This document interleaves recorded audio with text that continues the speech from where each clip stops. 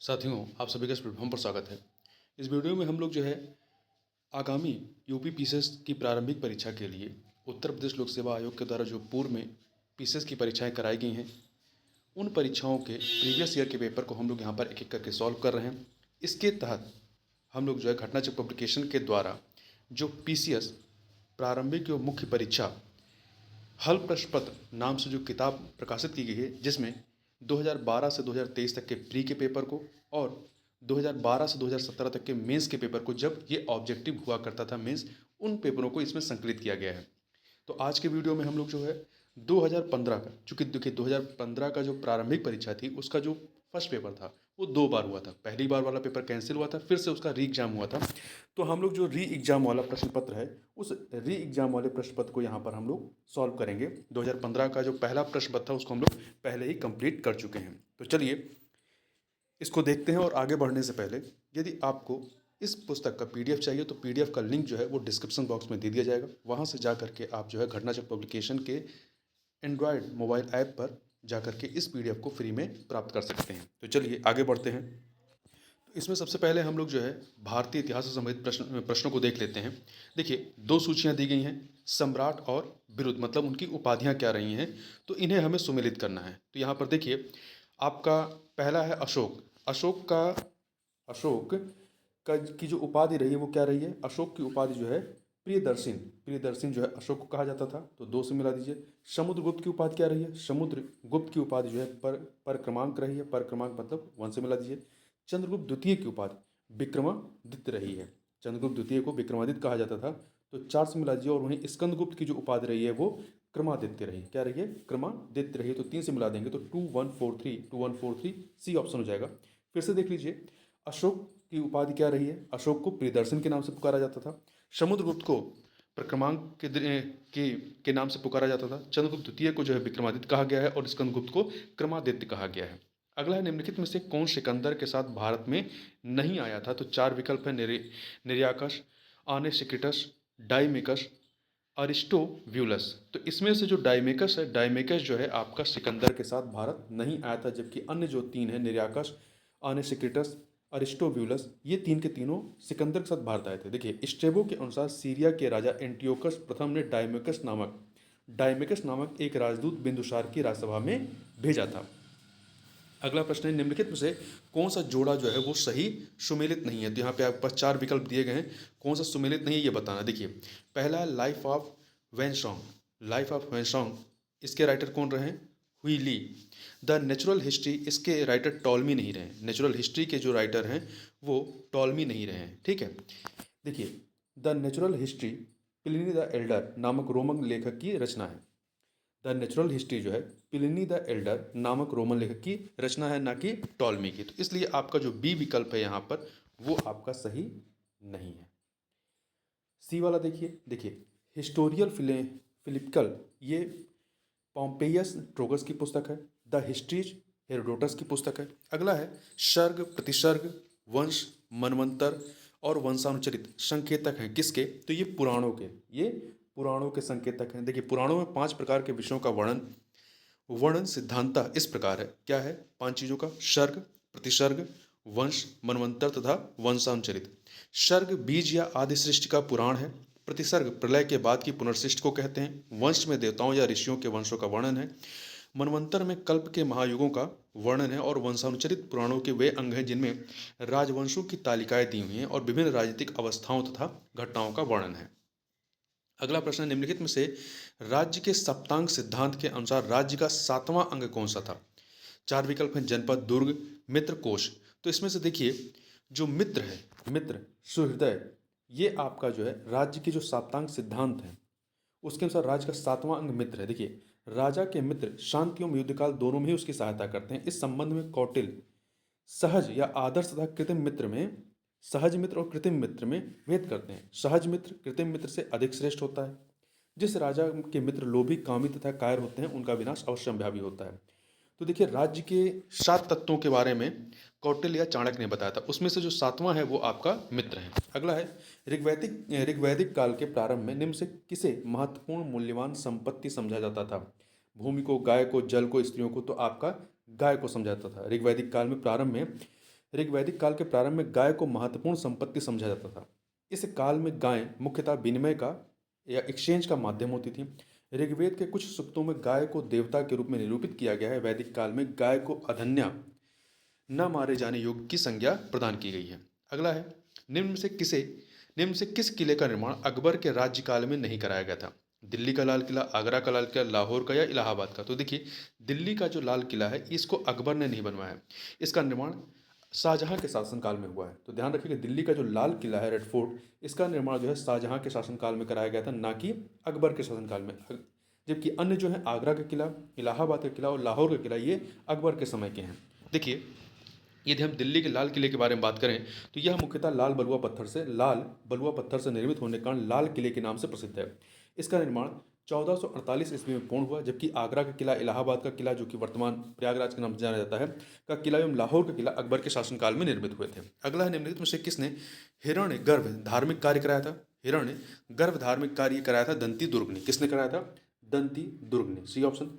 दंती दुर्ग मान्यखेत के राष्ट्रकूट वंश का संस्थापक था। दंती दुर्ग जो है वो मान्यखेत के राष्ट्रकूट वंश का संस्थापक था। उसकी राजधानी वर्तमान कर्नाटक के कलबुर्गी जिले में थी।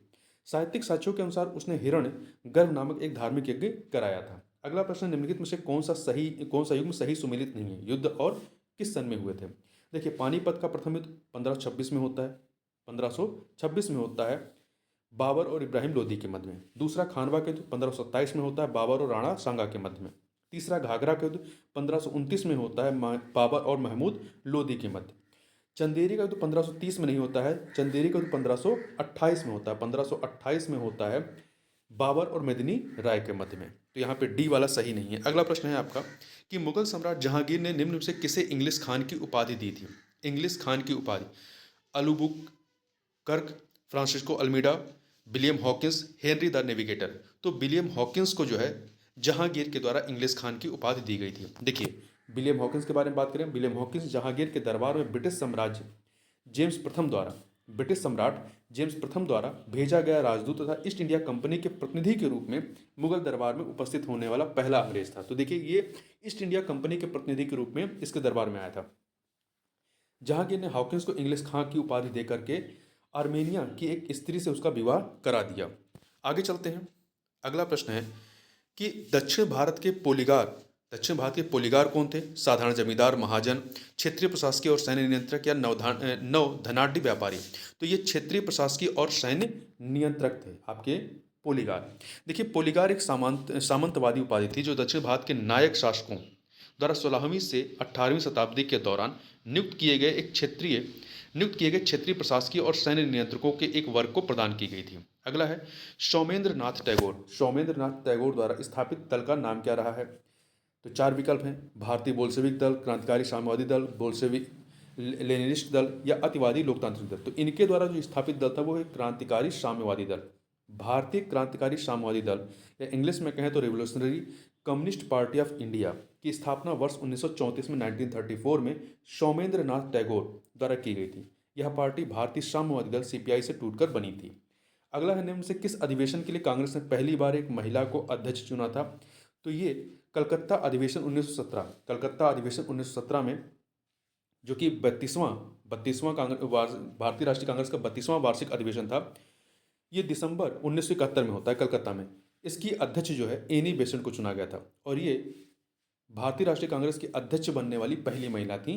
ठीक है, तो एनी बेसेंट। आगे चलते हैं। लखनऊ में 1857 की स्वतंत्रता संग्राम का नेतृत्व किसने किया था? तो लखनऊ में जो है आपका हजरत महल ने किया था। किसने किया था? हजरत महल ने किया था। C option. लखनऊ तत्कालीन अवध में विद्रोह का प्रारंभ 30 मई 1857 को हुआ था। विद्रोह का नेतृत्व बेगम हजरत महल ने किया। उन्होंने अपने अल्पवयस्क बेटे ब्रिजेश कादिर को नवाब घोषित किया तथा प्रशासन की बागडोर अपने हाथ में ले ली। अंत में मार्च 1858 में कैंपबेल ने गोरखा रेजिमेंट की सहायता से लखनऊ पर पुनः अधिकार कर लिया। अगला है, लोकहितवादी उपनाम से किसे जाना जाता था? तो लोकहितवादी गोपाल हरि देशमुख को जो है लोकहितवादी उपनाम से जाना जाता था। ठीक है, गोपाल हरि देशमुख साप्ताहिक पत्रिका प्रभाकर में, जो प्रभाकर पत्रिका थी, इसमें लोकहितवादी उपनाम से महाराष्ट्र में समाज सुधार का आलेख लिखते थे। अगला प्रश्न है, कामागाटा मारू क्या था? तो यह जो है एक जहाज का नाम था। कामा गाटा मारू एक जहाज था और इसे संबंधित एक घटना है। कामागाटा मारू कनाडा की यात्रा पर निकला एक जलपोत था, समुद्री जहाज था। पंजाब के 376 यात्रियों को लेकर यह जहाज वर्ष 1914 में हांगकांग से कनाडा के लिए रवाना हुआ, लेकिन तब कनाडा में एशियाई मूल के प्रवासियों समेत कड़े कानून के कारण उन्हें कनाडा में प्रवेश की अनुमति नहीं दी गई। ठीक है, तो ये जो कामागाटा मारू जो कह सकते हैं घटनाक्रम होती है, कब होती है? 1914 में। आगे चलते हैं, अगला है 1946 के कैबिनेट मिशन का नेतृत्व किसने किया था? तो इसका नेतृत्व जो है सर पेंथिक लॉरेंस ने किया था। Sir Pethick Lawrence. जो कमेटी थी इसमें 3 लोग थे, अध्यक्ष सर पेंथिक लॉरेंस थे, जो अन्य 2 सदस्य थे वो थे स्टेफोर्ड क्रिप्स और एवी अलेक्जेंडर। ठीक है, इसका गठन 1946 में हुआ था और कैबिनेट मिशन 24 मार्च 1946 को दिल्ली पहुंचा था। अगला है 1924 का बंगाल का तारकेश्वर आंदोलन। 1924 का बंगाल का तारकेश्वर आंदोलन निम्न में से किसके विरुद्ध था? तो ये आंदोलन जो है तारकेश्वर आंदोलन, आपका ध्यान रखिएगा, मंदिरों में भ्रष्टाचार के विरुद्ध था। वर्ष 1924 में बंगाल के तारकेश्वर शिव मंदिर के भ्रष्ट महंत के विरुद्ध तारकेश्वर आंदोलन चलाया गया था। महंत पर एक सरकारी कर्मचारी की पत्नी के साथ अवैध संबंध तथा मंदिर के धन के दुरुपयोग जैसे आरोप लगे थे। अगला है वर्ष 1929 में जारी किए गए दीपावली घोषणा पत्र का संबंध किससे था? सांप्रदायिक समस्या से, डोमिनियन स्टेट से, श्रमिक नेताओं से, या अस्पृश्यता से, अनटचेबिलिटी से? तो ये आपका डोमिनियन स्टेट से संबंधित था, बी ऑप्शन। वर्ष 1929 में तत्कालीन वायसराय लॉर्ड इरविन द्वारा जारी किए गए दीपावली घोषणा पत्र का संबंध भारत को डोमिनियन स्टेट प्रदान करने से था। अगला है गांधी जी को वन मैन बाउंड्री फोर्स कहकर किसने संबोधित किया था? तो ये उपाधि जो है माउंटबेटन ने दी थी। किसने दी थी? लॉर्ड माउंटबेटन ने दी थी। तो देखिए, लॉर्ड माउंटबेटन ने गांधी जी को वन मैन बाउंड्री फोर्स की उपाधि प्रदान की तथा कहा जो काम 50,000 हथियारबंद सिपाही नहीं कर सकते थे वह काम गांधी जी ने अकेले कर दिखाया। अब ज्योग्राफी के प्रश्नों को देख लेते हैं। निम्नलिखित राज्यों के मत्स्य उत्पादन का सही अवरोही क्रम बताइए क्या है? अवरोही मतलब बड़े से छोटे की तरफ। तो देखिए यहाँ पर हम लोग यदि जो लेटेस्ट आंकड़े हैं उसके अनुसार देखते हैं। हैंडबुक ऑन फिशरीज स्टैटिक्स 2022 के अनुसार वर्ष 2019 से 20 में मत्स्य उत्पादक जो शीर्ष 4, तो ये जो शीर्ष 4 राज्य हैं वर्तमान में वो कौन से हैं? आंध्र प्रदेश नंबर 1 पे है। प्रश्न जब पूछा गया तब भी आंध्र प्रदेश नंबर 1 पर था। दूसरे पे पश्चिम बंगाल, तीसरे पे कर्नाटक, चौथे पे उड़ीसा। तो आप लेटेस्ट वाला याद रखिएगा, जो शीर्ष 4 राज्य हैं उसमें से आंध्र प्रदेश नंबर 1 पर है, दूसरे पे पश्चिम बंगाल, तीसरे पे कर्नाटक, चौथे पे उड़ीसा है। अगला है 2 सूचियाँ दी गई जनजात और किस राज्य से संबंधित हैं। तो देखिए टोडा जनजात, टोडा जनजात आपकी कहाँ की है? तमिलनाडु के। 3 से मिले लेप्चा जनजात सिक्किम की है 1 से। बिरहोर जो है आपकी झारखंड की 4 से। गारो जो है गारो खासी जयंतिया, ये तीनों जनजातियाँ मेघालय की, तो 2 से मिला दीजिए तो 3142 बी ऑप्शन हो जाएगा। फिर से देख लीजिए, टोडा जनजात आपके तमिलनाडु और कुछ आंध्र प्रदेश के हिस्सों में भी पाए जाते हैं। लेप्चा सिक्किम, बिरहोर झारखंड और गारो मेघालय। अगला प्रश्न निम्नलिखित में से कौन सा सही सुमेलित नहीं है? गर्म जल स्रोत और उनकी अवस्थिति के बारे में। देखिए मणिकरण जो गर्म जल स्रोत है, हॉट स्प्रिंग है, ये हिमाचल प्रदेश में है। ज्वालामुखी जम्मू कश्मीर में नहीं है। ज्वालामुखी जो है ये हिमाचल प्रदेश के कांगड़ा जिले में स्थित एक नगर परिषद है। ठीक है, ज्वालामुखी कहाँ पे है? हिमालय प्रदेश के कांगड़ा जिले में स्थित एक नगर परिषद। तो यहाँ पे बी वाला ऑप्शन सही नहीं है।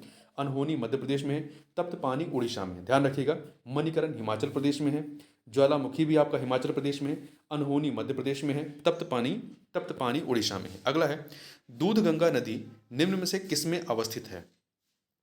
तो देखिए यहाँ पर आपका हिमाचल, आपका जम्मू कश्मीर और उत्तराखंड दोनों ही विकल्प सही हैं। जम्मू कश्मीर और उत्तराखंड। देखिए दूध गंगा नामक नदियाँ जम्मू कश्मीर के अतिरिक्त उत्तराखंड, महाराष्ट्र, कर्नाटक में भी प्रवाहित होती हैं। तो इसलिए इस प्रश्न का उत्तर आपका जम्मू कश्मीर और उत्तराखंड दोनों है। जबकि उत्तर प्रदेश लोकसभा आयोग ने विकल्प ए को सही माना था, जम्मू कश्मीर। तो ये दोबारा से प्रश्न पूछा जाए तो आप भी विकल्प ए को ही सही मानिए, जम्मू कश्मीर को। अगला है निम्नलिखित में से कौन सा ध्वस्त नगर या घोस्ट टाउन नहीं है? घोस्ट टाउन नहीं है। कुलधारा, धनुषकोडी, कोडी, लखपत और चरखारी। जो चरखारी है, चरखारी ये घोस्ट टाउन के तहत नहीं आता। देखिए ध्वस्त नगर या घोस्ट टाउन वह परित्यक्त नगर है जिनके अवशेष अभी भी दिखाई देते हैं। उपयुक्त प्रश्न में दिए गए कुलधारा, धनुषकोडी और लखपत नगर ध्वस्त नगर है, जबकि चरखारी उत्तर प्रदेश के महोबा जिले में स्थित एक नगर है। अगला है भारत की निम्न झीलों में से कौन जम्मू कश्मीर में अवस्थित है? पुलहर, कोलेरू, अंचार और हमीरसर। तो इसमें से जो अंचार झील है, अंचार झील ये आपका कहाँ पर है? जम्मू कश्मीर में। याद रखिएगा अंचार झील जम्मू कश्मीर में है। ठीक है, देखिए कोलेरू झील कहाँ पे है? कोलेरू आंध्र प्रदेश में। हमीरसर गुजरात में फुलहर झील जो है आपका उत्तर प्रदेश में, जबकि अंचार झील श्रीनगर में स्थित है। अगला है, दो सूचियां दी गई हैं, झीलें और अवस्थिति, इन्हें हमें सुमेलित करना है। तो यहाँ पर देखिए जो सुमेलित है उसको देख लेते हैं। अष्टामुडी कहाँ पे है? केरल में। अष्टामुडी केरल में है। पुलिकट तमिलनाडु और आंध्र प्रदेश की सीमा पर है। रूपकुंड कहाँ है? उत्तराखंड में। रूपकुंड आपका उत्तराखंड में है। सूरजकुंड हरियाणा में। फिर से देख लीजिए, अष्टामुडी केरल, पुलिकट तमिलनाडु। पुलिकट जो झील है ये तमिलनाडु और आंध्रा की सीमा पर है। रूपकुंड उत्तराखंड है। सूरजकुंड हरियाणा है। अगला प्रश्न है कि भारत की निम्न मिट्टियों में से कौन बेसाल्ट लावा के अपक्षय से निर्मित हुई हैं? भारत के निम्न मिट्टियों में से कौन बेसाल्ट लावा के अपक्षय से निर्मित हुई हैं? तो जलोढ़, लेटराइट मिट्टी, लाल मिट्टी, रेगुर मिट्टी या काली मिट्टी। तो जो रेगुर या काली मिट्टी है इसका निर्माण बेसाल्ट लावा के अपक्षय के कारण हुआ, तो डी ऑप्शन हो जाएगा। ज्वालामुखी विस्फोट से निकले लावा के ठंडे होने के उपरांत उसके अपक्षय होने से काली मिट्टी या रेगुर मिट्टी या कपास मिट्टी का निर्माण होता है। इसमें कपास की खेती बहुत अच्छी होती है। अगला है, निम्न नहरों में से किसे दामोदर नदी से निकाला गया है? किस नहर को दामोदर नदी से निकाला गया है? तो सरहिंद नहर, एडन नहर, बिस्ट दोआब नहर, ईस्टर्न ग्रे नहर। तो इसमें से जो एडन नहर है, एडन नहर को जो है दामोदर नदी से निकाला गया है। यह नहर लगभग 10,000 हेक्टेयर भूमि को सिंचित करती है। अगला है, कांडला निम्न से किसके लिए प्रसिद्ध है? तो कांडला जो है ये निर्यात प्रसंस्करण क्षेत्र के लिए प्रसिद्ध है। किसके लिए? निर्यात प्रसंस्करण क्षेत्र के लिए। देखिए कांडला पोर्ट जो है, जिसे वर्तमान में दीनदयाल पोर्ट कहते हैं, एक समुद्री बंदरगाह है जो गुजरात के कच्छ जिले में स्थित है। माल संचालन या कार्गो हैंडल्ड की मात्रा की दृष्टि से यह भारत का सबसे बड़ा बंदरगाह है। यह निर्यात प्रसंस्करण क्षेत्र के लिए प्रसिद्ध है। अगला है, निम्न से कौन भारत में सबसे बड़ी मशीनीकृत खान है? तो देखिए आपके पास 4 विकल्प हैं, रत्नागिरी खान, जयपुर खान, सुंदरगढ़ खान और बेलाडीला खान। तो याद रखिएगा बेलाडीला खान जो है ये भारत की सबसे बड़ी मशीनीकृत खान है। बेलाडीला खान भारत में सबसे बड़ी मशीनीकृत खान है। देखिए छत्तीसगढ़ के दंतेवाड़ा में स्थित बेलाडीला खान कहाँ है? छत्तीसगढ़ में। तो छत्तीसगढ़ के दंतेवाड़ा में स्थित बेलाडीला खान से लौह ऐश का उत्पादन होता है। बेलाडीला खान भारत में सबसे बड़ी मशीनीकृत खान है। यहाँ से उत्पादित लौह ऐश को विशाखापत्तनम बंदरगाह से जापान को निर्यात किया जाता है। अगला है, निम्न से किस राज्य में टिन ऐश का प्रमुख भंडार है? टिन ऐश का प्रमुख भंडार कहाँ पे है? छत्तीसगढ़ में। देखिए इंडियन मिनरल ईयरबुक 2021 के अनुसार छत्तीसगढ़ राज्य में टिन ऐश का प्रमुख भंडार है। उल्लेखनीय है कि छत्तीसगढ़ भारत का प्रमुख टिन ऐश उत्पादक राज्य है। टिन ऐश कैस्टेराइट के नाम से जाना जाता है। जो ये ऐश क्या ओर है इसे कैस्टेराइट के नाम से जानते हैं। अगला है, निम्न से कौन जल लवणता प्रवणता को दर्शाता है? कौन जल लवणता प्रवणता को दर्शाता है? तो आपका हेलोक्लाइन। महासागरीय सतह के नीचे का क्षेत्र जहाँ गहराई के साथ लवणता तीव्र गति से परिवर्तित होती रहती है, हेलोक्लाइन कहलाता है। अगला है, हमारे उपग्रह में मृदु जल की सर्वाधिक मात्रा कहाँ पर है? मीठे जल की सर्वाधिक मात्रा कहाँ है? ये महाद्वीपीय एवं पर्वतीय हिमनदियों जो हिमनद हैं उसमें स्थायी हिम में ये आपका सबसे अधिक मीठे जल की मात्रा है। देखिए कुल जल का लगभग 97% खारे जल के रूप में सागरों में महासागरों में है। अलवण जल मतलब मृदु जल के 3% में से 2.4% हिमनद और ध्रुवीय बर्फ के रूप में जो उपयोग योग्य नहीं है। इस प्रकार उपयोग के लिए अलवण जल कुल मात्रा के 1% से भी कम प्राप्त होता है। अलवण जल की कुल मात्रा जो है वो 3% का 68.7% जो है ध्रुवीय बर्फ छत्रक एवं हिमनदों के रूप में, जबकि 30.1% भूमिगत जल के रूप में और 0.3% सतही जल के रूप में तथा 0.9% अन्य रूप में है। ठीक है, आगे चलते हैं।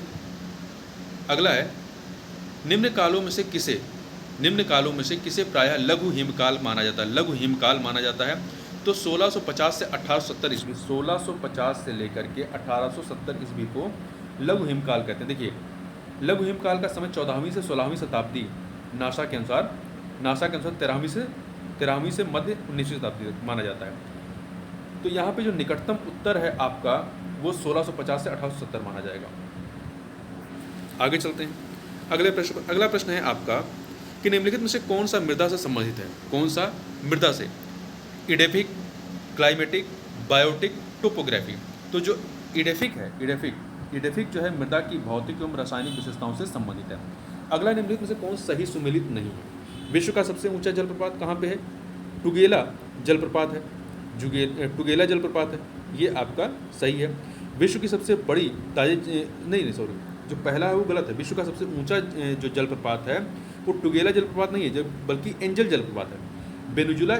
वेनेजुला आपका दक्षिण अमेरिका महाद्वीप में है। वेनेजुला स्थित एंजल जलप्रपात को विश्व का सबसे ऊंचा जलप्रपात होने का गौरव प्राप्त है। इसकी ऊंचाई 979 मीटर है, 979 मीटर है। और टुगेला प्रपात जो है, टुगेला प्रपात दक्षिण अफ्रीका में स्थित है। इसकी ऊंचाई 948 मीटर है। यह विश्व का दूसरा सबसे ऊंचा जलप्रपात है। तो पहला वाला आपका कथन गलत है, ठीक है। देखिए, जबकि वर्ल्ड वाटरफॉल डेटाबेस के अनुसार विश्व का सबसे ऊंचा जलप्रपात जो है टुगेला जलप्रपात ही है, जबकि एंजल जलप्रपात को 13वां स्थान दिया गया। तो यदि आप वर्ल्ड वाटरफॉल डेटाबेस को मानेंगे तो आपका पहला कथन सही है, ठीक है। दूसरा, विश्व की सबसे बड़ी ताजे जल की झील कौन सी है? सुपीरियर झील है। सुपीरियर झील सबसे बड़ी ताजे जल की झील है। दूसरा, विश्व की सबसे ऊंची झील कौन सी है? टिटिकाका। टिटिकाका नौगम्य झील है दक्षिण अमेरिका में। विश्व की दूसरी सबसे गहरी झील कौन सी है? टंगनाइका झील है, टंगनाइका झील है। आगे चलते हैं।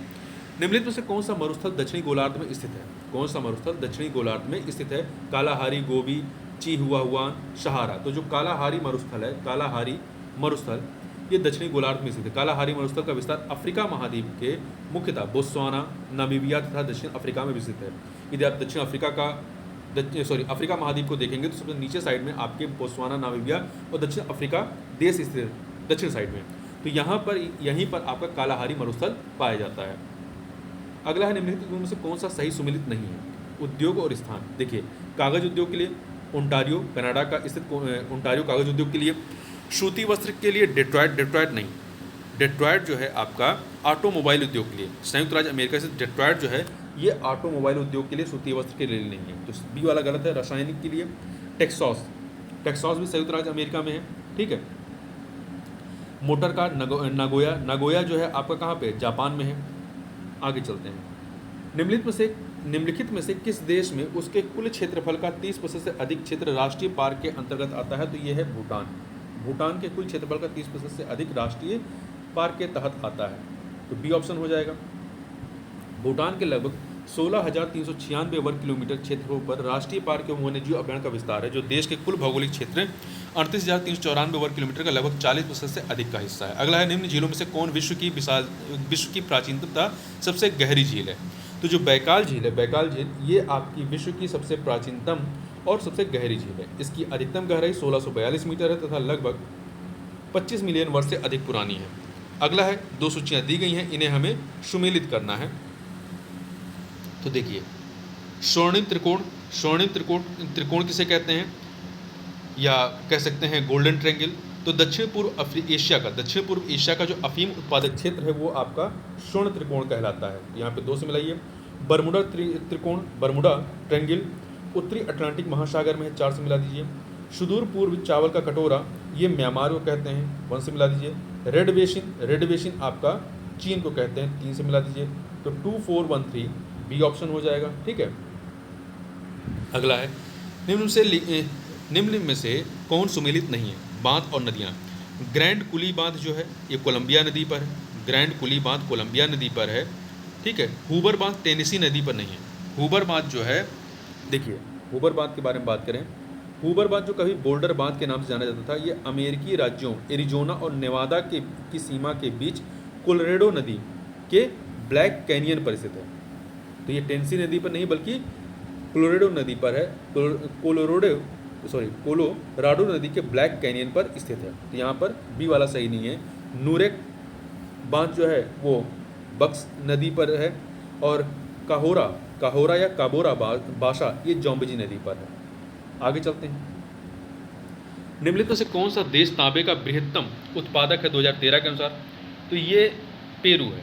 वर्तमान में भी आप देखेंगे, ये लेटेस्ट आंकड़ों के अनुसार देखें 2021 में विश्व में तांबे के जो शीर्ष 3 उत्पादक देशों उसमें चिली नंबर 1 पर है, दूसरे पे पेरू है, तीसरे पे कांगो लोकतांत्रिक गणराज्य। ध्यान रखिएगा, आपका तांबे के शीर्ष 3 उत्पादक देश कौन से हैं? नंबर 1 पे चिली है, दूसरे पे पेरू है, तीसरे पे कांगो लोकतांत्रिक गणराज्य है। अगला है, वायुमंडल के अधोलिखित मंडलों को उनके पृथ्वी के धरातल से बढ़ती, मतलब पृथ्वी के धरातल से ऊपर की ओर बढ़ने के अनुसार अनुक्रम में व्यवस्थित करना है। तो सबसे पहले आपका क्या आएगा? क्षोभ मंडल आएगा। सबसे पहले आपका क्षोभ मंडल आएगा, 2 से मिलाइए। फिर आपका समताप मंडल आएगा, ट्रोपोस्फीयर, स्ट्रेटोस्फीयर, ठीक है, 3 आ जाएगा। फिर इसके बाद आपका जो है मध्य मंडल आएगा, 4। फिर सबसे लास्ट में जो है तापीय मंडल आ जाएगा, 1।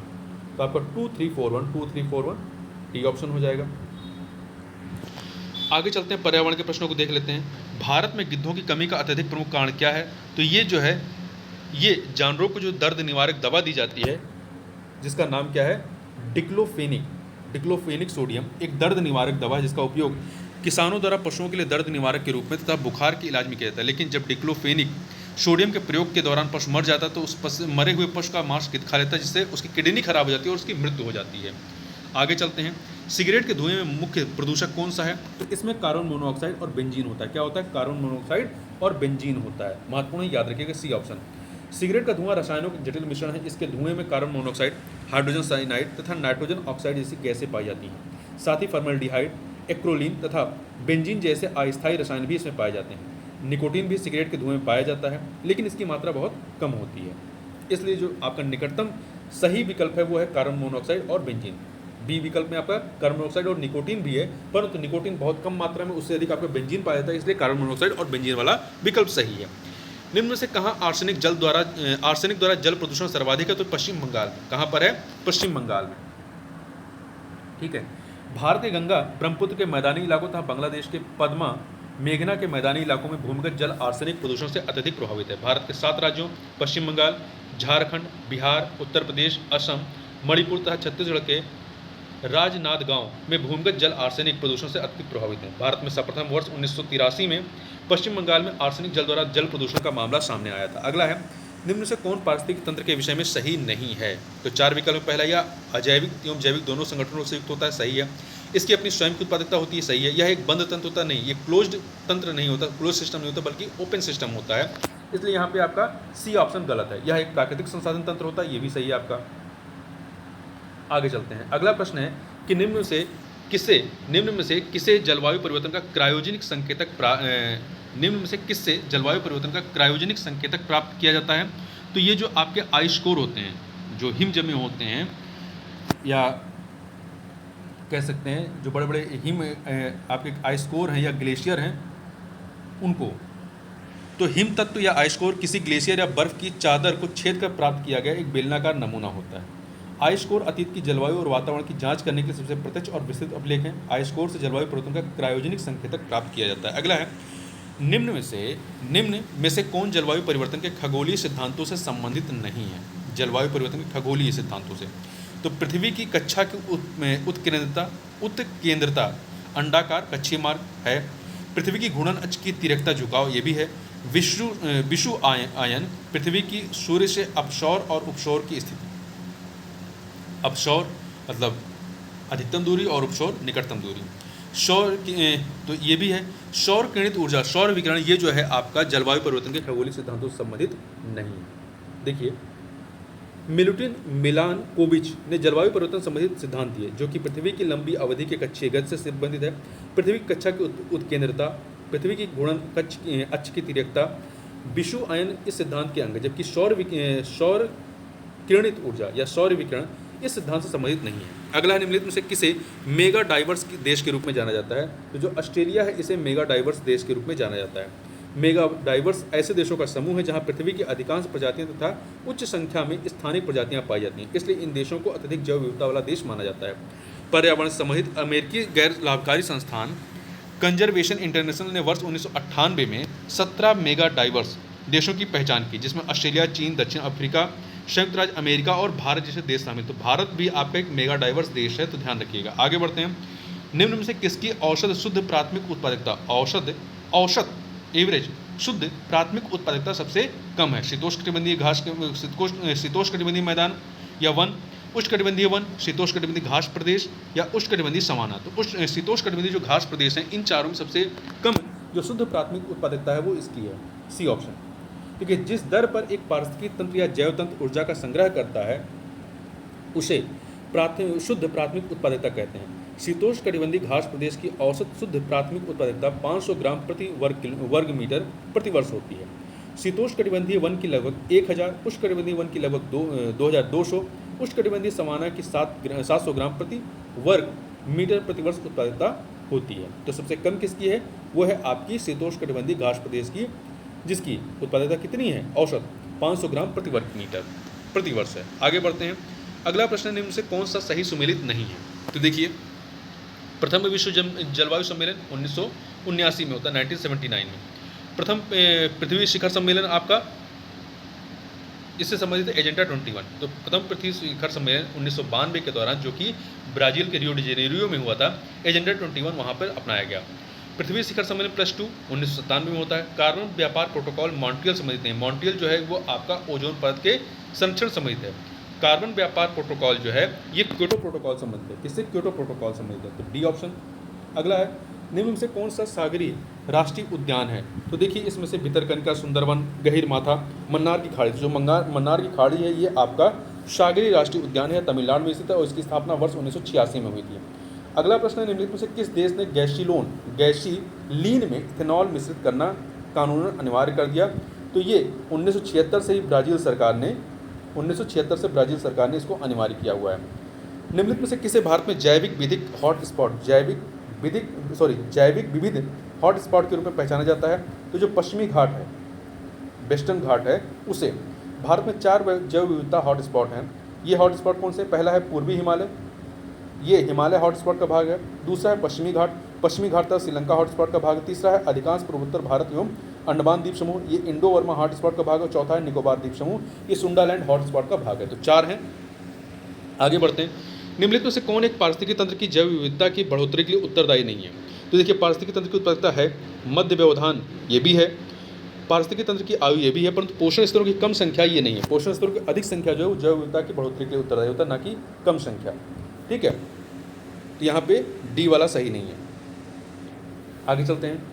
देखिए पोषण स्तरों में कमी से एक विशेष वर्ग के जीवों की संख्या में वृद्धि होती है, जबकि जैव विविधता में कमी आती है। अगला है निम्न से कौन प्रवाल विरंजन में सर्वाधिक महत्वपूर्ण कारक है? प्रवाल शैलों का खनन, प्रवाल रोगों का फैलना, या सागरी जल के अवसादों का जमाव, या वैश्विक ऊष्मन ग्लोबल वार्मिंग? तो ग्लोबल वार्मिंग सबसे बड़ा रीजन है।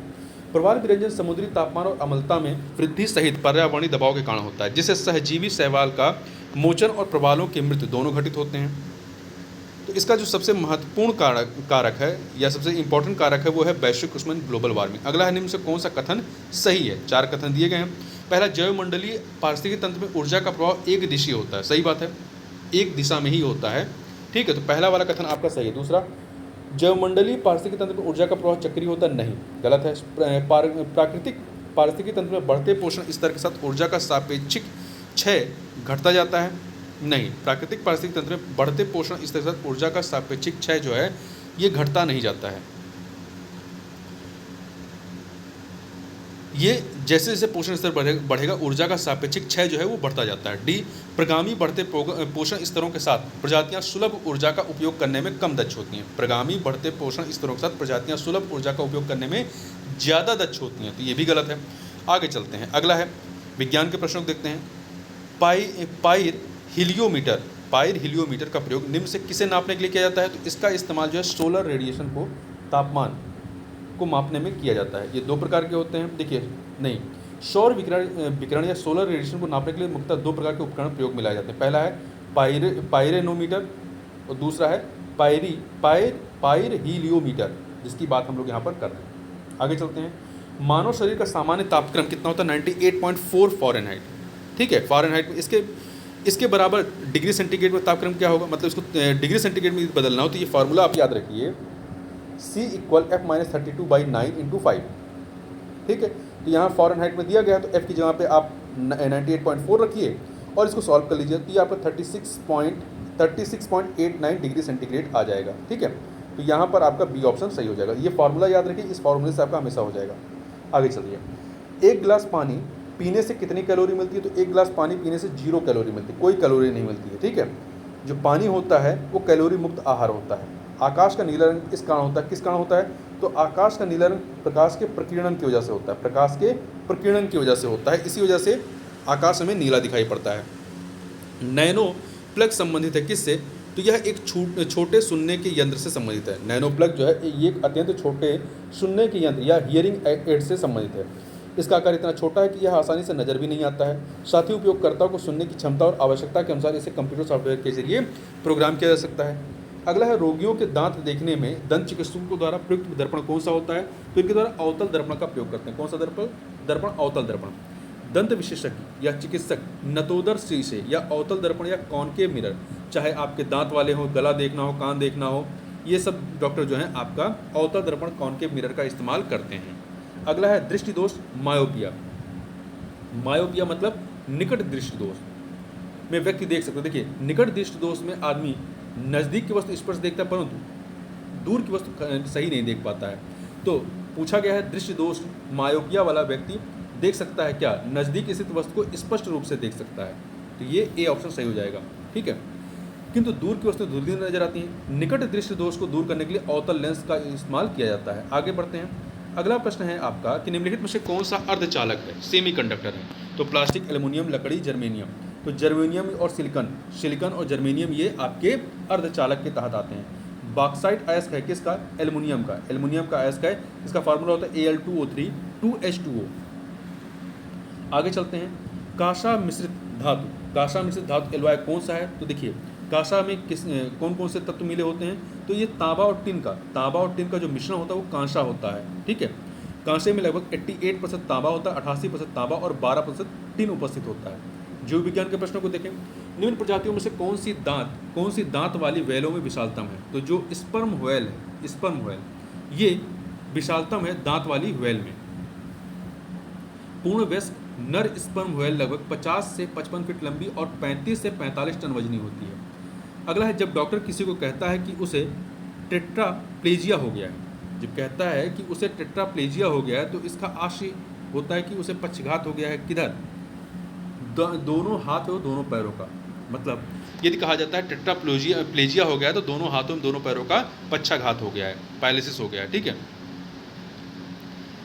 इसे क्वाड्रिप्लेजिया भी कहा जाता है। आगे चलते हैं। बासमती चावल के दाने पकने पर लंबे हो जाते हैं क्योंकि उसमें क्या होता है, उसमें एमाइलोज होता है। क्या होता है, एमाइलोज होता है। इस एमाइलोज की वजह से बासमती चावल के दाने पकने पर लंबे हो जाते हैं।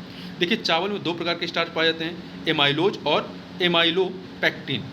एमाइलोज और एमाइलोपेक्टिन।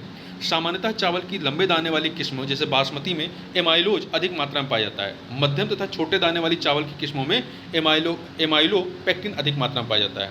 आगे चलते हैं। शरीर के अंदर लोहे की कमी से उत्पन्न होने वाला रोग कौन सा है। तो यह है रक्तहीनता या एनीमिया की बीमारी होती है। मानव गुर्दे में, मानव किडनी या गुर्दे में पथरी जो बनती है निम्न से किसकी वजह से बनती है। तो ये कैल्शियम ऑक्जेलेट की वजह से बनती है। कैल्शियम ऑक्जेलेट एक रासायनिक तत्व है जिसका रासायनिक सूत्र CaC2O4 है। यह मानव गुर्दे में पथरी का मुख्य घटक है। अगला है, यदि कोई मानवीय रोग विश्व के बृहत्तम क्षेत्र में फैलता है, यदि कोई मानवीय रोग विश्व के बृहद क्षेत्र में फैलता है तो उसे क्या कहा जाता है। तो उसे पेंडेमिक कहते हैं। क्या कहते हैं, उसे पेंडेमिक कहते हैं। जब कोई रोग किसी विशेष क्षेत्र या जनसंख्या में स्थायी रूप से विद्यमान रहता है तो ऐसे स्थिति को एंडेमिक कहते हैं। जब किसी क्षेत्र विशेष में है तो उसे एंडेमिक कहते हैं। जब कोई संक्रामक रोग किसी निश्चित जनसंख्या में बड़ी संख्या में लोगों में कम समय में तेजी से फैलता है तो ऐसी स्थिति को एपिडेमिक कहते हैं। एपिडेमिक स्थिति का विश्व के बृहत्तम क्षेत्र में विस्तार जब हो जाता है तो उसे पेंडेमिक कहते हैं, जैसे कि आपका कोरोना महामारी। अगला निम्न से कौन सा जल जनित रोग है, जल से होने वाला रोग है। तो आपका हैजा एक संक्रामक आंत्र शोध है जो वाइब्रियो कॉलरी नामक जीवाणु के कारण होता है। मनुष्यों में इसका संचरण इस जीवाणु द्वारा दूषित भोजन या पानी को ग्रहण करने के माध्यम से होता है। यह एक जल जनित रोग है। अगला है जेनेटिक इंजीनियरिंग में निम्न में से किसका प्रयोग होता है। तो जेनेटिक इंजीनियरिंग में जो है प्लाज्मिड का इस्तेमाल करते हैं। किसका, प्लाज्मिड का इस्तेमाल किया जाता है। देखिए जेनेटिक इंजीनियरिंग में प्लाज्मिड का प्रयोग किया जाता है। एक जीवाणु की सभी सामान्य गतिविधियों का नियंत्रण इसके एकल गुणसूत्र और जीन के छोटे छल्लों स्मॉल रिंग्स पर निर्भर करता है, जिसे प्लाज्मिड कहते हैं। जेनेटिक इंजीनियरिंग में एक अलग जीव के गुणसूत्र को प्लाज्मिड में डाला जा सकता है। यह जीवाणु को एक नया पदार्थ बनाने की अनुमति देता है। अगला है, निम्न में से कौन सा तना है, सलजम, अदरक, गाजर, शकरकंद में। तो अदरक जो है ये क्या है, अदरक तने के तहत आता है। आलू, अदरक आदि तने का रूपांतरण है, अर्थात इनका भोजन संग्रह अंग जो है वो तना होता है, अदरक, आलू इत्यादि, ठीक है। अगला है, किसी व्यक्ति का रक्तचाप ब्लड प्रेशर 140 mmHg है तो इस उल्लेख में Hg से तात्पर्य क्या है, मरकरी से, ठीक है। मनुष्य का औसत रक्तचाप जो है हाईएस्ट जो होना चाहिए 120 और लोएस्ट जो है 80 होता है। जब कोई डॉक्टर हमारा रक्तचाप नापता है तो वह वायुमंडलीय दाब के सापेक्ष होता है। यदि किसी व्यक्ति का रक्तचाप 140 mmHg है तो इससे तो इसमें Hg से तात्पर्य रासायनिक तत्व मरकरी अर्थात पारे से है। अगला है कुनैन।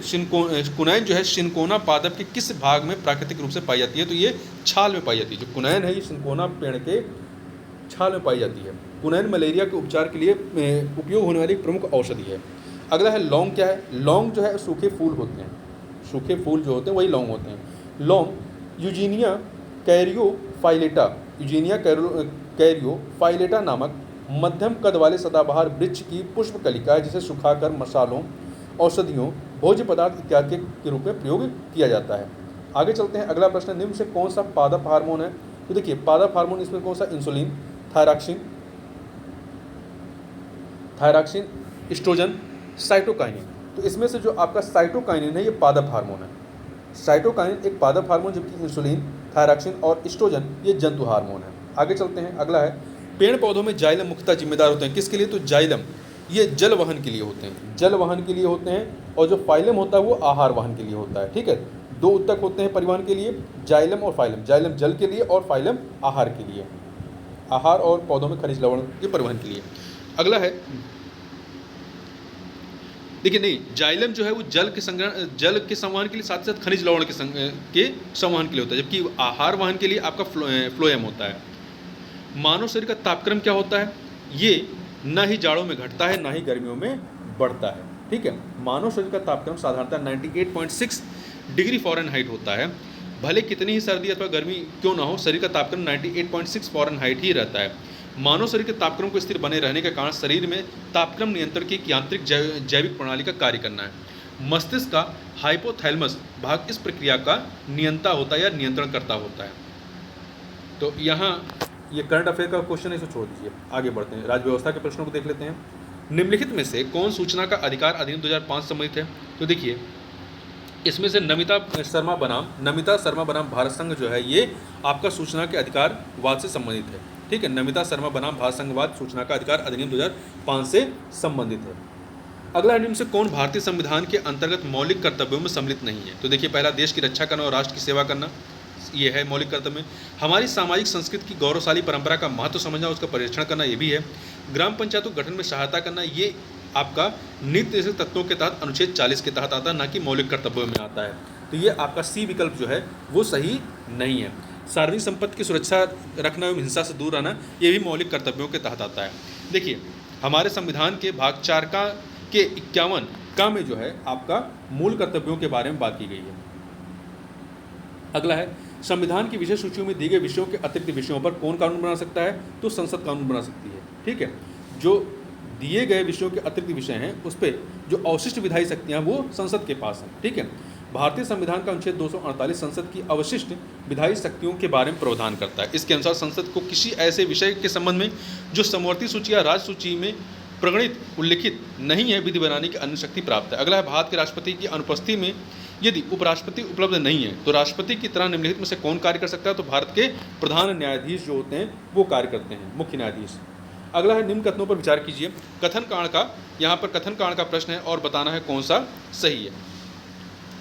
पहला, राष्ट्रीय मानवाधिकार आयोग का अध्यक्ष वह व्यक्ति होता है जो भारत का मुख्य न्यायाधीश रह चुका हो। दूसरा, उक्त आयोग का अध्यक्ष का कार्यकाल 5 वर्ष अथवा 70 वर्ष की आयु उपरांत जो भी पहले धारित करता हो वो होता है। तो देखिए ये दोनों गलत है। असत्य क्यों है? देखिए मानवाधिकार संशोधन अधिनियम 2019 के अनुसार राष्ट्रीय मानवाधिकार आयोग का अध्यक्ष वह व्यक्ति होता है जो उच्चतम न्यायालय का मुख्य न्यायाधीश या न्यायाधीश रह चुका हो। कोई जरूरी नहीं कि वो मुख्य न्यायाधीश हो। ठीक है, तो यहाँ पे जो कथन है कि राष्ट्रीय मानवाधिकार आयोग का अध्यक्ष वह व्यक्ति होता है जो भारत का मुख्य न्यायाधीश रह चुका हो, तो यहाँ से आधा सत्य ही है। इसके अतिरिक्त जो न्यायाधीश भी होगा सुप्रीम कोर्ट का वो भी इसका अध्यक्ष हो सकता है। तो पहला कथन आपका गलत है। दूसरा, इसी संशोधन के द्वारा उक्त आयोग के अध्यक्ष का कार्यकाल 5 वर्ष से घटा करके 3 वर्ष कर दिया। पहले 5 वर्ष था, 3 वर्ष अथवा 70 वर्ष की आयु पर्यंत जो भी पहले हो कर दिया गया है। इसलिए यहाँ पे देखिए 5 वर्ष और 70 वर्ष लिखा है, तो इसलिए गलत है। तो दो के दोनों कथन यहाँ पे गलत है। अगला है निम्नलिखित कथनों पर विचार कीजिए। कथन कांड का प्रश्न है। कथन है कि राज्य वित्त आयोग एक संवैधानिक निकाय है। ये कथन सही है। राज्य वित्त आयोग एक संवैधानिक निकाय है। इसका प्रावधान भारतीय संविधान के अनुच्छेद 243I या 243 झ के तहत किया गया है। ठीक है, तो पहला कथन आपका सही हो गया। कारण, संघीय वित्त आयोग पंचायतों को वित्तीय सहायता देने के लिए संस्तुति नहीं कर सकता। बिल्कुल कर सकता है। ठीक है, तो ये आपका कारण जो है वो गलत है, यहाँ पे सी ऑप्शन हो जाएगा। आगे चलते हैं। अगला है, संविधान का निम्न अनुच्छेदों में से कौन एक उपबंधित करता है कि मत बराबर होने की दशा में लोकसभा के अध्यक्ष का मत निर्णायक होगा और वह इसका प्रयोग करेगा? तो अनुच्छेद 100 में आर्टिकल 100 में यह प्रावधान किया गया है। देखिए, भारतीय संविधान के अनुच्छेद 101 के अनुसार 101 के अनुसार इस संविधान में यथा अन्यथा उपबंधित के सिवाय प्रत्येक सदन की बैठक में या सदनों की संयुक्त बैठक में सभी प्रश्नों के अवधारण अध्यक्ष को अथवा सभापति या अध्यक्ष के रूप में कार्य करने वाले व्यक्ति को छोड़कर उपस्थित और मत देने वाले सदस्यों के बहुमत से किया जाएगा। सभापति या अध्यक्ष अथवा उस रूप में कार्य करने वाला व्यक्ति प्रथमतः मत नहीं देगा, किंतु मत बराबर होने की दशा में उसका निर्णायक मत होगा, वह उसका प्रयोग करेगा। पहले वो मतदान नहीं करेगा। जब यदि ऐसी स्थिति आती है कि दोनों तरफ बराबर है, पक्ष विपक्ष में, तब वो निर्णायक मत करता है। अगला है, व्यक्तिगत स्वतंत्रता के लिए उच्च न्यायालय निम्नलिखित में से किस रिट को जारी कर सकता है? तो व्यक्तिगत स्वतंत्रता के लिए उच्चतम न्यायालय जो है या उच्च न्यायालय जो है ये बंदी प्रत्यक्षीकरण जो रिट होती है उसे जारी करता है। भारतीय संविधान के अनुच्छेद 226 के अनुसार उच्च न्यायालय और 32 के अनुसार सुप्रीम कोर्ट। तो उच्च न्यायालय व्यक्तिगत स्वतंत्रता के लिए बंदी प्रत्यक्षीकरण रिट को जारी कर सकता है। बंदी प्रत्यक्षीकरण का अर्थ है व्यक्ति को सशरीर उपस्थित करने की मांग। या उन मामलों में लागू होता है जहां किसी व्यक्ति के बारे में कहा जाता है कि उसे अवैध रूप से निरुद्ध किया गया है। यदि निरोध को अवैध पाया जाता है तो निरुद्ध व्यक्ति को तत्क्षण आज़ाद कर दिया जाता है।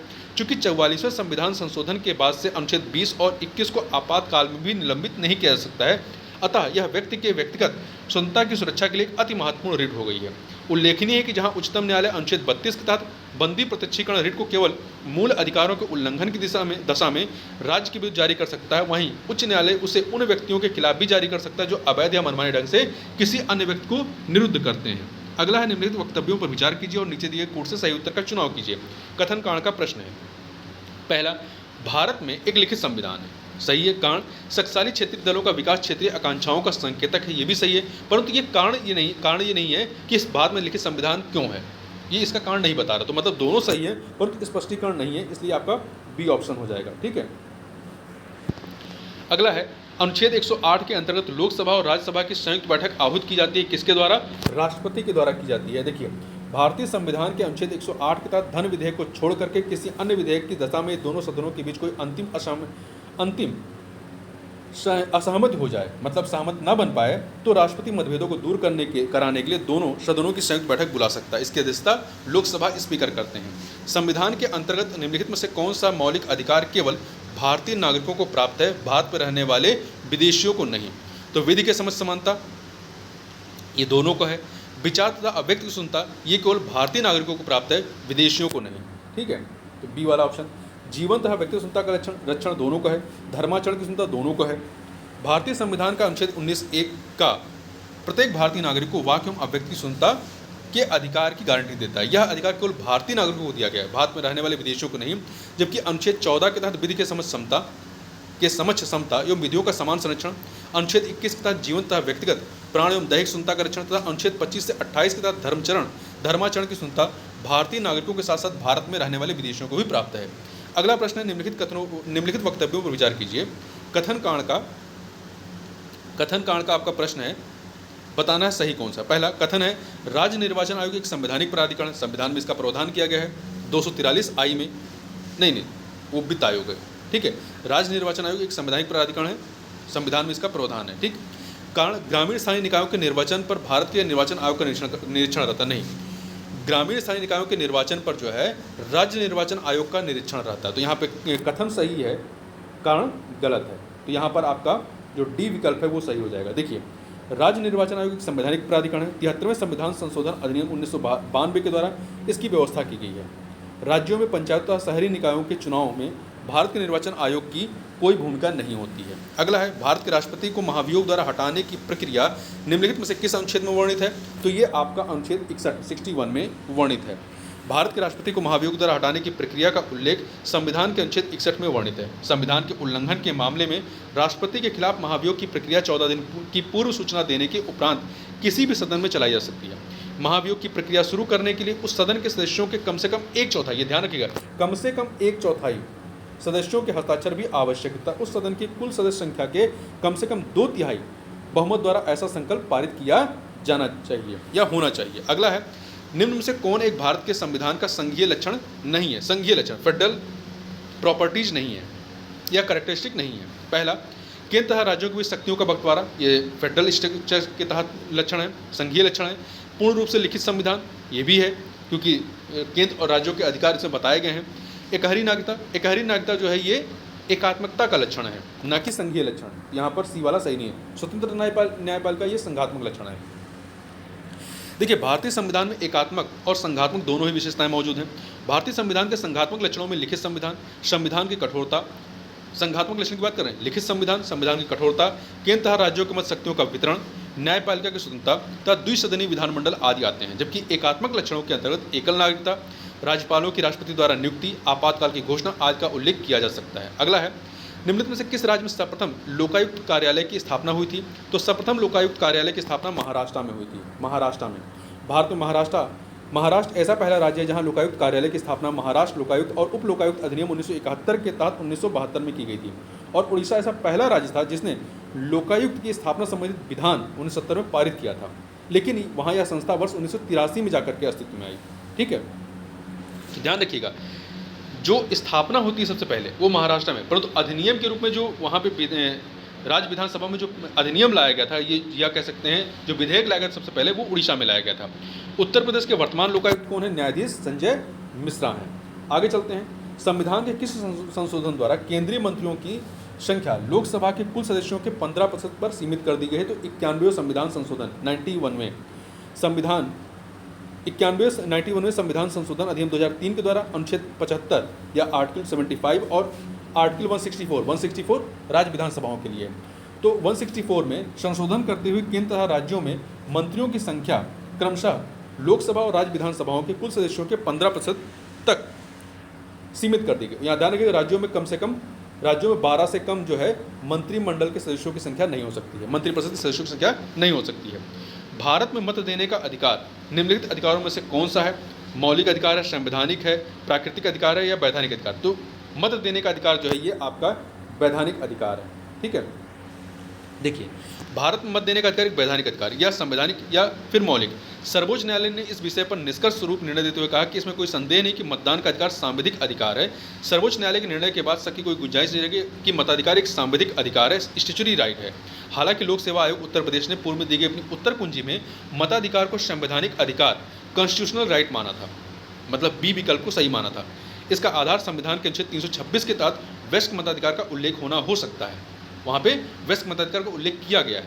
ठीक है, तो वयस्क मताधिकार का उल्लेख किया गया है, परंतु मत देने के अधिकार की बात नहीं की गई है दूसरी तरह से ये देखें तो। ठीक है, तो ये वैधानिक अधिकार, चूंकि सुप्रीम कोर्ट ने भी कहा है, तो यदि आपका प्रश्न फिर से पूछा जाता है तो आप डी विकल्प मार के आइएगा, मतलब वैधानिक अधिकार मार करके टिक लगा करके आइएगा। आगे चलते हैं, लोकसभा में एंग्लो इंडियन समुदाय के लिए आरक्षण का प्रावधान संविधान में किया गया है। देखिए, पहले 331 में किया गया था, अब इसे जो है समाप्त कर दिया गया है, इसे समाप्त कर दिया गया है। देखिए, ध्यातव्य कि 104वें संविधान संशोधन अधिनियम 2019 के तहत अनुच्छेद 334 में संशोधन द्वारा लोकसभा एवं राज्य विधानसभाओं में एंग्लो इंडियन समुदाय के सदस्यों के नाम निर्देशित करने की व्यवस्था को आगे न बढ़ाते हुए समाप्त कर दिया गया है। ठीक, आगे चलते हैं। अगला प्रश्न है कि निम्नलिखित में से किस वाद ने भारतीय संविधान के मूल संरचना के सिद्धांत की रूपरेखा प्रतिपादित की थी? गोपालन बनाम मद्रास राज्य, गोलकनाथ बनाम पंजाब राज्य, केशवानंद भारती बनाम केरल राज्य। तो इसमें जो आपका सही उत्तर है वो है केशवानंद भारती बनाम केरल राज्य। भारतीय संविधान के मूल संरचना या बुनियादी ढांचे के सिद्धांत की रूपरेखा केशवानंद भारती बनाम केरल राज्य वाद 1973 में प्रतिपादित की गई थी। इस वाद की सुनवाई मुख्य न्यायाधीश एस.एम. सीकरी समेत 13 न्यायाधीशों की पीठ ने की थी। ये जो पीठ थी 13 न्यायाधीशों की थी। मुख्य न्यायाधीश एस.एम. सीकरी समेत 7 न्यायाधीशों की सहमत से संसद की अनुच्छेद 368 के तहत संशोधन की शक्ति को सीमित करने का निर्णय दिया गया। संघ की कार्यपालिका शक्ति निहित होती है किसमें? राष्ट्रपति में निहित होती है। राष्ट्रपति के नाम से सारे काम किए जाते हैं। भारतीय संविधान के अनुच्छेद 53(1) के अनुसार संघ की कार्यपालिका शक्ति राष्ट्रपति में निहित होगी और वह उसका प्रयोग संविधान के अनुसार स्वयं अपने अधीनस्थ अधिकारियों के द्वारा कराएगा या करेगा। संसद में शून्यकाल का समय क्या होता है? तो संसद में शून्यकाल का समय देखिए, यहाँ पर 11 बजे से दोपहर 2 बजे तक, 11 से 12 बजे या 12 बजे से अपराह्न 1 बजे तक। तो सी और डी दोनों है। शून्यकाल विशिष्ट भारतीय संसदीय व्यवहार है। लोकसभा में प्रश्नकाल के बाद का समय शून्यकाल कहा जाता है, जिसकी अवधि अधिकतम 1 घंटा हो सकती है। लोकसभा में यह सामान्यतः 12 बजे से 1 बजे तक होती है, जबकि राज्यसभा में शून्यकाल का प्रश्न का समय जो है प्रश्नकाल से पूर्व सुबह 11 बजे से दोपहर 12 बजे के मध्य होता है। इसलिए सी और डी दोनों सही, क्योंकि संसद की बात की है, लोकसभा या राज्यसभा की बात नहीं की है। लोकसभा में आपका 12 से 1 है, राज्यसभा में 11 से 12 है। प्रश्नकाल के पहले होता है, राज्यसभा में शून्यकाल का समय प्रश्नकाल के पूर्व में है, और लोकसभा में जो है जो शून्यकाल है वो प्रश्नकाल के बाद आता है। निम्नलिखित में से कौन भारत के राष्ट्रपति के निर्वाचन हेतु निर्वाचक गण में सम्मिलित नहीं है? तो देखिए, लोकसभा के निर्वाचित सदस्य होते हैं, सही है। राज्यसभा के निर्वाचित सदस्य होते हैं, सही है। राज्यों की विधानसभाओं के निर्वाचित सदस्य होते हैं, ये भी सही है। राज्यों की विधान परिषदों के निर्वाचित सदस्य होते हैं, नहीं। ए बी सी ये तीनों शामिल होते हैं, परंतु डी वाले शामिल नहीं होते हैं। देखिए, भारतीय संविधान के अनुच्छेद 54 के अनुसार राष्ट्रपति का निर्वाचन एक निर्वाचक मंडल के सदस्य करेंगे, जिसमें कौन कौन शामिल होते हैं? संसद के दोनों सदनों मतलब लोकसभा राज्यसभा के निर्वाचित सदस्य, इसमें मनोनीत सदस्य शामिल नहीं होते हैं। राज्यों की विधानसभाओं के निर्वाचित सदस्य होंगे। इस प्रकार लोकसभा एवं राज्यसभा के मनोनीत सदस्य तथा राज्यों की विधान परिषदों के निर्वाचित सदस्य भारत के राष्ट्रपति के निर्वाचन हेतु निर्वाचक मंडल में सम्मिलित नहीं होंगे। आगे चलते हैं। अगला प्रश्न है कि भारतीय संसद में शामिल हैं। इसमें देखिए, भारतीय संसद में आपका लोकसभा, राज्यसभा और राष्ट्रपति तीनों मिलकर के जो है आपका संसद बनाते हैं। यहाँ पे डी ऑप्शन। अर्थव्यवस्था के प्रश्नों को देख लेते हैं। निम्न से किसने मार्च 2015 में जीएसटी पर अधिकार प्राप्त राज्य के वित्त मंत्रियों के समिति के अध्यक्ष के रूप में कार्यभार संभाला था? तो के एम मणि ने। ये पुराना क्वेश्चन है, करंट अफेयर का, इसे छोड़ दीजिए, आगे बढ़ते हैं। निम्न से कौन अब भारत में तेल की कीमतों का निर्धारण करता है? तो ये तेल कंपनियां करती हैं। इसे नियंत्रण मुक्त कर दिया गया है। भारत में पेट्रोल, डीजल जैसे तेल सरकारी नियंत्रण मुक्त पदार्थ हैं, जिनकी कीमतें तेल कंपनियां निर्धारित करती हैं। डी रेगुलेटेड कमोडिटीज के तहत आती हैं, कमोडिटीज। अगला है अणुशक्ति विद्युत निगम लिमिटेड, एक संयुक्त उपक्रम है, ठीक है, भारतीय परमाणु ऊर्जा निगम और किसका? तो जो अणुशक्ति विद्युत निगम लिमिटेड है, ये किसका संयुक्त उपक्रम है? भारतीय परमाणु ऊर्जा निगम और एनटीपीसी का, ठीक है। अणुशक्ति विद्युत निगम लिमिटेड में एनपीसीआईएल की 51% तथा एनटीपीसी की 49% हिस्सेदारी। इसकी स्थापना जनवरी 2011 में हुई थी। अणुशक्ति विद्युत निगम लिमिटेड की स्थापना 2011 में हुई थी, जनवरी 2011 में। अगला है, निम्न में से कौन फसलों के न्यूनतम समर्थन मूल्य निर्धारण संबंधी संस्तुति करता है? भारतीय कृषि अनुसंधान परिषद, नाबार्ड? नहीं, ये दोनों नहीं करते हैं। कौन करता है? कृषि लागत एवं मूल्य आयोग करता है। कृषि लागत और एवं मूल्य आयोग करता है, ठीक है। और इस फैसला जो है केंद्रीय मंत्रिमंडल लेती है। आगे बढ़ते हैं। निम्न से किसके लिए उद्यमी हेल्पलाइन स्थापित की गई है? तो उद्यमी हेल्पलाइन जो है ये सूक्ष्म, लघु एवं मध्यम उपक्रमों के लिए, एमएसएमई के लिए की गई है, ठीक है। आगे चलते हैं। अगला है, निम्नलिखित वक्तव्यों पर विचार कीजिए और नीचे दिए गए कूट से सही उत्तर का चुनाव कीजिए। कथन कांड का प्रश्न है आपका। तो देखिए, कथन है आर्थिक विकास के लिए एक बहुआयामी उपागम की आवश्यकता होती है, सही है। कारण, वर्तमान भारत सरकार मुख्यतः सूक्ष्म आर्थिक विषयों पर ध्यान केंद्रित कर रही है। तो ये इसका कारण गलत है, ठीक है, कारण सही नहीं है। तो यहाँ पर आपका ए सही है, कथन सही है, कारण गलत है, तो सी ऑप्शन। देखिए, किसी भी देश का आर्थिक विकास एक बहुआयामी उपागम द्वारा संभव है, जिससे कि समावेशी विकास किया जा सके। तो कथन आपका सत्य हो गया। जबकि वर्तमान भारत सरकार सूक्ष्म माइक्रो आर्थिक विषयों के साथ बृहद आर्थिक विषयों पर भी अपना ध्यान केंद्रित कर रही है। बृहद आर्थिक विषयों में चालू खाता घाटा, राजकोषीय घाटा, मुद्रास्फीति, राष्ट्रीय आय, बेरोजगारी दर, भुगतान संतुलन, निवेश में वृद्धि आदि आते हैं। सूक्ष्म आर्थिक विषयों के अंतर्गत व्यक्तिगत फर्म एवं उद्योग, व्यक्तिगत घर आदि के साथ उत्पादन, उपभोग, वितरण एवं मूल्य निर्धारण आदि का अध्ययन किया जाता है। तो इसलिए यहाँ पे इसको जो कारण है वो गलत माना गया है, ठीक है। तो यहाँ देखिए, ये इसलिए गलत है क्योंकि यहाँ मुख्यता लिखा है। यदि मुख्यता ना लिखा होता, वर्तमान सरकार सूक्ष्म आर्थिक विषयों पर ध्यान केंद्रित कर रही है, तो कथन कारण दोनों आपके क्या हो जाते हैं? सही हो जाते हैं, परंतु पूर्णतः स्पष्टीकरण नहीं होता। आगे चलते हैं। बीएससी ग्रीनएक्स में कितनी कंपनियां सम्मिलित हैं? तो बीएससी ग्रीनएक्स में इस सूचकांक में वर्तमान में कितनी कंपनियां? 20 कंपनियां सम्मिलित हैं, 20, याद रखिएगा। देखिए, बीएससी ग्रीनएक्स देश का पहला पर्यावरण अनुकूल इक्विटी सूचकांक है, जिसकी शुरुआत बॉम्बे स्टॉक एक्सचेंज बीएससी द्वारा की गई। इसमें खासतौर पर ऐसी कंपनियों के शेयरों के लेन देन की सुविधा होगी जो अपने उत्पादन एवं विनिर्माण गतिविधियों में कम कार्बन उत्सर्जन वाली हरित प्रौद्योगिकी का इस्तेमाल कर रही हैं। बीएसई ने जी ट्रेड तथा आईआईएम अहमदाबाद के सहयोग से इस सूचकांक को तैयार किया। इस सूचकांक में 20 कंपनियां सम्मिलित हैं, तो चारों विकल्पों में से कोई सही नहीं है। अगला है, निम्न राज्यों में से किसमें 4000 मेगावाट क्षमता का सौर ऊर्जा संयंत्र स्थापित करने की योजना है? तो ये आपका राजस्थान में। तो ये छोड़ दीजिए, करंट अफेयर का क्वेश्चन हो गया। आगे चलते हैं। 1944 में गांधीवादी योजना को प्रतिपादित किया था किसने? तो इसे श्रीमन नारायण अग्रवाल ने। वर्ष 1944 में प्रसिद्ध गांधीवादी अर्थशास्त्री श्रीमन नारायण अग्रवाल द्वारा भारत के आर्थिक नियोजन हेतु एक योजना प्रस्तुत की गई जिसे गांधीवादी योजना के नाम से जाना गया। इस योजना द्वारा स्वावलंबी गांवों के साथ साथ विकेंद्रीकृत आर्थिक संरचना की स्थापना की संकल्पना की गई थी। इस योजना द्वारा स्वावलंबी गांवों के साथ साथ विकेंद्रीकृत आर्थिक संरचना की स्थापना की संकल्पना की गई थी। आगे बढ़ते हैं। अगला प्रश्न है आपका कि निम्नलिखित में से किसने वर्चुअल क्लस्टर्स वेब पोर्टल प्रारंभ किया। तो ये जो है आपका सूक्ष्म लघु और मध्यम उद्यम मंत्रालय के द्वारा इसे प्रारंभ किया गया 2014 में। तो ये भी करंट का क्वेश्चन छोड़ दीजिए। अब यहाँ पर 4 चीज़ें इन्हें सुमेलित करना है। तो यहाँ पर हम लोग सुमेलन देख लेते हैं सीधे। WTO क्या करता है? सामान्यतः व्यापार में मात्रात्मक प्रतिबंधों के उपयोग को निषिद्ध करने का कार्य करता है। IMF क्या करता है? IMF ये भुगतान संतुलन में असंतुलन को ठीक करने के लिए वित्त प्रदान करता है। सार्क क्या है? ये दक्षिण एशियाई देशों के बीच सहयोग को बढ़ावा देने वाला एक संगठन है। IDA क्या है? ये नम्य ऋणों की स्वीकृति करता है, IDA। ठीक है, आगे बढ़ते हैं। निम्न से किस आर्थिक सर्वेक्षण में पहली बार धारणीय विकास और जलवायु परिवर्तन का नवीन अध्याय जोड़ा गया? तो ये जोड़ा गया था 2011-12 के आर्थिक सर्वेक्षण में। ठीक है, तो याद रखिएगा। जनसंख्या और नगरीकरण के प्रश्नों को देख लेते हैं। भारत की जनगणना 2011 के अनुसार 2001 से 2011 की अवधि में देश में जनसंख्या वृद्धि का प्रतिशत कितना रहा है? 17.7% रहा है। ठीक है, जबकि 1991 से 2001 में यह 21.54% था। अगला है नगरीकरण के कारणों के संबंध में निम्न कथनों पर विचार कीजिए और नीचे दिए गए कूट से सही उत्तर का चुनाव कीजिए। 4 चीज़ें दी गई हैं। पहला, ग्रामीण से नगरीय क्षेत्रों में प्रवास की ऊंची दर है, सही है। शहरों में शैक्षणिक संस्थाओं की बढ़ती संख्या। नगरीकरण के कारणों में क्या क्या रीजन है? पहला, ग्रामीण से नगरीय क्षेत्रों में प्रवास की ऊंची दर, सही है। शहरों में शैक्षणिक संस्थाओं की बढ़ती संख्या, ये भी सही है। औद्योगिकरण की ऊंची दर, ये भी सही है। ग्रामीण क्षेत्रों में ऊंचा जीवन स्तर, नहीं, ग्रामीण क्षेत्रों में नीचा या निम्न जीवन स्तर का होना नगरीकरण को बढ़ावा देता है। ठीक है, तो यहाँ पर 1, 2, 3 ए ऑप्शन हो जाएगा। आगे चलते हैं। अगला प्रश्न है 2011 की जनगणना के अनुसार भारत में लिंगानुपात कितना है? 943 है। कितना है? 943, जो कि किसी भी विकल्प में नहीं दिया गया है। ठीक, आगे चलते हैं। 2011 की जनगणना के अनुसार उत्तर प्रदेश की जनसंख्या भारत की जनसंख्या की कितनी प्रतिशत है? तो ये लगभग जो है कितनी है? 16.5 है। कितनी है? 16.5% है। तो नियर अबाउट आप सी को मान सकते हैं, अन्यथा कोई विकल्प सही नहीं है।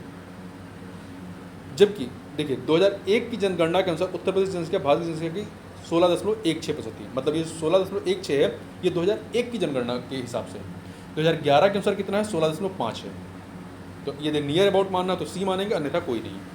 आगे चलते हैं। राज्य विशेष के प्रश्न। उत्तर प्रदेश मंत्रिमंडल ने, ये भी आपका करंट का क्वेश्चन है, छोड़ दीजिए इसको। आगे चलते हैं। अगला है जनगणना 2011 के अनुसार उत्तर प्रदेश की साक्षरता दर कितनी है? तो देखिए कितनी है, ये कुल साक्षरता दर जो है आपकी 67.7% है। उत्तर प्रदेश की जो साक्षरता दर है वो 67.7 है, जबकि पुरुषों की साक्षरता दर जो है 77.3 है, 77.3 है, और महिलाओं की 57.2 है। तो इसमें से कोई विकल्प भी जो है वो आपका सही नहीं है। आगे चलते हैं। अगला प्रश्न है कथन कांड का प्रश्न है आपका। तो देखिए कथन है कि उत्तर प्रदेश की वर्तमान सरकार उद्योग आधारित संरचना, ऊर्जा उत्पादन आदि के विकास पर ध्यान लगा रही। सही है, कारण क्योंकि भारी निवेश आर्थिक विकास को सुलभ करता है। तो कथन कांड दोनों सही है और व्याख्या भी कर रहा है, इसलिए आपका यह स्पष्टीकरण कर रहा है, ए ऑप्शन सही हो जाएगा। आगे चलते हैं। करंट अफेयर के प्रश्नों को हम लोग छोड़ देते हैं और आगे बढ़ते हैं। यहाँ विविध के 2 प्रश्न हैं। पहला, निम्नलिखित देशों के नामों में से किसके नाम का मतलब लगभग होता है 40 कबीलों का देश? तो जो आपका किर्गिस्तान है, किर्गिस्तान या किर्गिस्तान कह सकते हैं, इसका मतलब होता है 40 कबीलों का देश। अगला है 19 नवंबर निम्न में से किस दिवस के रूप में मनाया जाता है? तो 19 नवंबर को जो है विश्व शौचालय दिवस के रूप में मनाया जाता है। विश्व शौचालय दिवस। अभी चूंकि 2024 में 19 नवंबर आया नहीं, तो 2023 का थीम हमको याद रखना चाहिए। तो 2023 में जो इसकी थीम थी वो थी तेज़ी से बदलाव, एक्सेलरेटिंग चेंज। इस प्रकार से हम लोगों ने 2015 का जो री एग्जाम का पेपर था उसे हम लोगों ने यहाँ पर कंप्लीट किया। तो इस प्रकार से इस वीडियो में बस इतना ही। मिलते हैं नेक्स्ट वीडियो में, तब तक के लिए बहुत बहुत धन्यवाद।